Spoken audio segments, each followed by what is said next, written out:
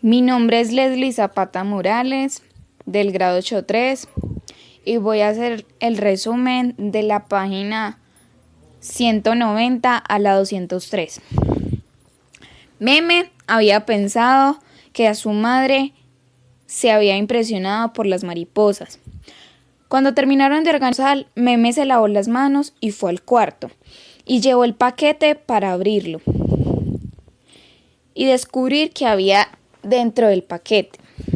Había una especie de juguete chino que estaba compuesto por 5 cajas, y en la última caja había una tarjeta dibujada por alguien que apenas sabía escribir, la cual decía: "Nos vemos el sábado en el cine". Meme se quedó sorprendida, ya que la caja había estado muy cerca de que Fernanda la abriera. La curiosidad de Meme fue tanta que logró convencer a su padre de que la dejara ir sola el sábado en el teatro y volviera por ella al terminar la función. Al empezar la función, Mauricio Babilonia se sintió exhausto al lado de Meme. Ella se sintió entre las nubes y se acordó de que todo estaba ocurriendo tal y como ocurrió en el sueño. Mauricio Babilonia le dijo a Meme: "Si no hubieras venido, jamás hubieras vuelto a saber de mí". Meme se sintió exhausta y le dijo: "Lo que me choca de ti, que siempre dices precisamente lo que no se debe". Meme se estaba volviendo loca por él, se enamoró perdidamente y se descuidó mucho con ella misma, llegando al punto de decir mentiras para desorientar a su madre, perder a sus amigas por estar con Mauricio Babilonia a cualquier hora y en cualquier parte. Poco antes de morir Amaranta, fue donde una mujer que hacía pronósticos de barajas. Era Pilar Ternera. Cuando Pilar Ternera la vio, ahí mismo reconoció los motivos con los que iba Meme. Pilar Ternera le ofreció su cama, en la cual había dado luz a su abuelo Arcadio y después a Aureliano José. También le enseñó cómo prevenir la concepción indeseable mediante la vaporización de cataplasmas de mostaza, y le dio otras recetas en caso de que quisiera poner a hablar a alguien. La muerte de Amaranta la hizo cambiar de decisión. Durante las 9 noches, Meme no se separaba un solo momento de Mauricio Babilonia. Mauricio Babilonia estaba algo desorientado y confundido, debido a tanta gente que había en la casa. Durante esos días se sintió con mucha agitación interior, ansiedad y sentimientos reprimidos. Tanto así que Meme, la primera vez que logró salir de la casa de Pilar Ternera, se entregó directamente a Mauricio Babilonia, sin mostrar resistencia alguna. Durante 3 meses estuvieron juntos y 2 veces por semana se amaban. La complicidad de su padre Aureliano II tenía como fin liberar a su hija de tanta rigidez que le ponía a su madre Fernanda. Una noche los encontró en el cine y Aureliano II, con el remordimiento en la conciencia, fue a hablar al cuarto donde Fernanda encerró a Meme con el propósito de que ella se desahogara. Aureliano II, con la intención de consolar a su hija, pensó en hablar con Mauricio Babilonia, pero fue inútil, ya que Petra Cotes lo convenció de que eso eran asuntos de mujeres. Meme, durante el castigo, no mostró tristeza alguna o decaimiento. Antes, todo lo contrario. Úrsula la veía bien, haciendo sus quehaceres con total serenidad y el orden de sus comidas como las llevaba. Lo único que le pareció raro fue que en casi 2 meses de castigo, Meme no se bañaba en la mañana como lo hacía normalmente todos, sino que lo hacía a las 7 de la noche. Siempre que Meme terminaba de bañarse se encontraba con Fernanda, matando mariposas y alegando. Decía que las mariposas nocturnas traían mala suerte. Una vez que Fernando entró al cuarto de su hija y cogió cualquier trapo, sintió un olor a cataplasma de mostaza. Después se puso helada del miedo, creyendo que su hija estaba relacionada con los baños nocturnos con cataplasmas. Al día siguiente invitó a almorzar al nuevo alcalde y le pidió que estableciera un guardia nocturno en el patio para que vigilara, ya que tenían la impresión de que se estaban robando las gallinas. Esa misma noche el guardián derribó a Mauricio Babilonia cuando intentaba levantar las tejas para entrar al baño donde estaba Meme esperándolo, desnuda y temblando de amor entre los alacranes y las mariposas. Esto lo venían haciendo casi todas las noches de los últimos meses. Mauricio Babilonia murió con la columna vertebral dañada y postrado en una cama, y fue recordado como el ladrón de gallinas. Capítulo 15. Los nuevos acontecimientos de Macondo fueron cuando llevaron al hijo de Meme, Buen Día, a la casa. La situación de rumores en el pueblo se hizo tan tediosa que Fernanda armó un ambiente en el cual el niño supuestamente nunca había existido. Fernanda del Carpio le tocó soportar a su nieto porque a la hora de matarlo le faltó valor para ahogarlo en la alberca del baño. Tanto a Sofía de la Piedad como a Úrsula y a la pequeña Amaranta Úrsula creyeron el cuento de que lo había encontrado flotando en una canastilla. Incluso una vez que Amaranta Úrsula entró al taller donde lo tenía y vio cuando Fernanda lo estaba alimentando, le creyó la misma versión. Aureliano II se había separado totalmente de su esposa por la irracional forma en cómo manejó la tragedia de Meme. Este se vino a enterar de la existencia de su nieto 3 años después, que fue cuando lo llevaron a la casa, y el niño escapó de los brazos de Fernanda por descuido. Fernanda no contaba con ese suceso del destino, y regresó de la vergüenza sobre su dignidad. Sin dudarlo y sin consultarlo con su marido, al día siguiente cogió su equipaje y guardó unas ropas de Meme. Cuando fue a buscarla al dormitorio, estaba medio distraída y le dijo: «Vamos, Renata». Meme, por su parte, no inspiraba ningún sentimiento. No le importaba para dónde iban. Meme no había vuelto a hablar desde que escuchó en el patio un aullido de dolor de Mauricio, ya que le habían disparado.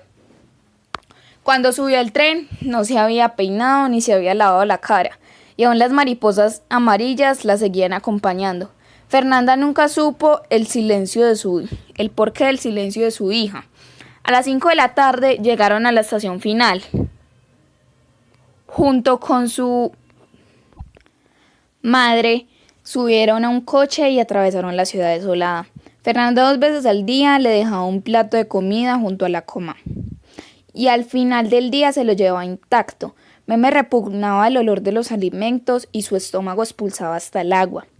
Todo llegaba a tal punto que ni ella misma sabía cómo había sido su decadencia al haber burlado los vapores de mostaza. Días después, Fernanda la llevó al convento. Mientras Fernanda hablaba con alguien en el antiguo despacho, Meme se quedó en el salón contemplando las florecitas negras. De pronto apareció una novicia muy bella y le extendió la mano a Meme. Le dijo: «Vamos, Renata».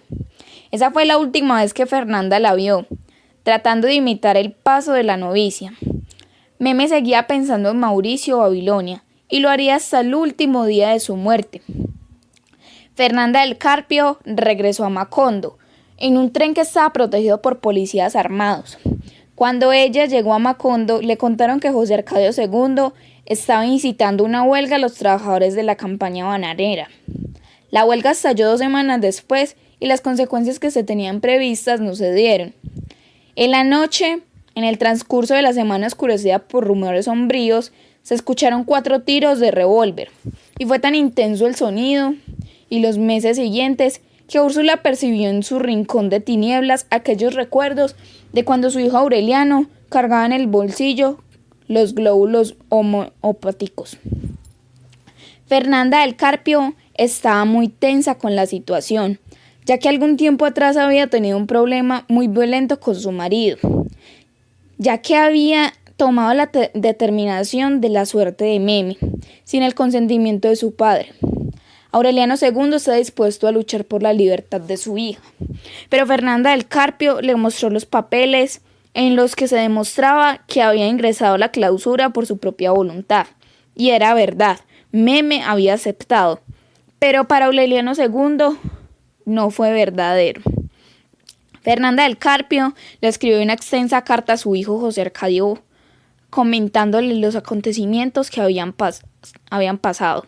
Le comunicó que su hermana Renata había expirado en la paz del Señor, consecuencia del vómito negro.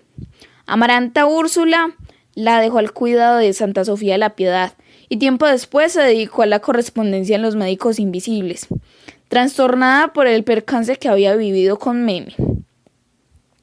Un día, Santa Sofía de la Piedad abrió la puerta y era la monja anciana que llevaba una canastilla colgante en el brazo. Santa Sofía de la Piedad pensó que era un regalo y trató de quitarle la canastilla, pero la monja lo impidió, ya que tenía instrucciones de entregarlo personalmente a doña Fernanda del Carpio. Era el hijo de Meme. El antiguo director espiritual de Fernanda le explicaba en una extensa carta que había nacido 2 meses antes y que se habían permitido bautizarlo con el nombre de Aureliano, como su abuelo, porque la madre no quiso hablar para expresar su testimonio. Fernanda se sintió intimidada por tal burla del destino, pero no tuvo fuerzas para disimularlo delante de la monja. Fernanda del Carpio, aterrorizada por tal momento de vergüenza, dijo adelante de la monja: «Diremos que lo encontramos en una canastilla», y la monja replicó: «Nadie lo creería». Después respondió con cierta rabia Fernanda: «Si se lo creyeron a las Sagradas Escrituras, ¿por qué no han de creérmelo a mí?». José Arcadio II y otros dirigentes sindicales seguían en constantes manifestaciones y los promovieron en los pueblos de la zona bananera. La policía se inconformaba con vigilarlos, pero en la noche del lunes los dirigentes fueron sacados de sus casas y mandados a grillos de 5 kilos en los pies a la cárcel de la capital provincial. Entre ellos estaba José Arcadio II y Lorenzo Gavilán, un coronel de la Revolución Mexicana y exiliado de Macondo. 3 meses después estaban libres, porque el gobierno y la compañía bananera no sabían cómo ponerse de acuerdo para alimentarlos en la cárcel. Los trabajadores tenían inconformidad frente al mal estado de las viviendas y el engaño de los servicios médicos, y principalmente de las condiciones que se presentaban en el trabajo. Fuera de eso, decían que no les pagaban con dinero en efectivo, sino que con un cheque que solo servía para comprar jamón Virginia. La principal razón por la que José Arcadio II fue encarcelado fue porque reveló que los sistemas de los vales eran un recurso que la compañía utilizaba para financiar sus bancos fruteros. El señor Brown enganchó en el tren su vagón de vidrio y junto con los representantes más conocidos desapareció de Macondo. Sin embargo, varios obreros de Macondo se encontraron con él un sábado siguiente y le hicieron firmar una copia del pliego de peticiones cuando estaba desnudo con su mujer, la cual se prestó para llevarlo a la trampa. Los abogados demostraron ante el juzgado que aquel hombre no tenía nada que ver con la compañía y que para nadie eran duda sus argumentos. Lo hicieron encarcelar por usurpador. Tiempo después, el señor Brown fue sorprendido viajando de incógnito en el vagón de tercera clase y le hicieron firmar otra copia del pliego de las peticiones. Al día siguiente, se presentó ante los jueces con el pelo pintado de negro y hablando un castellano excelente. Los abogados después demostraron que no era el señor Jack Brown. Era un inofensivo vendedor de plantas medicinales que nació en Macondo y allí mismo fue bautizado con el nombre de Dagoberto Fonseca. Cansados de tanto delirio, los trabajadores repudiaron a la autoridad de Macondo y se subieron con sus quejas a los tribunales supremos. Y fue allí donde los ilusionistas demostraron que las reclamaciones carecían de toda validez, simplemente que la compañía no tenía, ni había tenido, y nunca tendría jamás trabajadores a su servicio, sino que eran contratados ocasionalmente y con carácter temporal. Después de esto, estalló una gran huelga.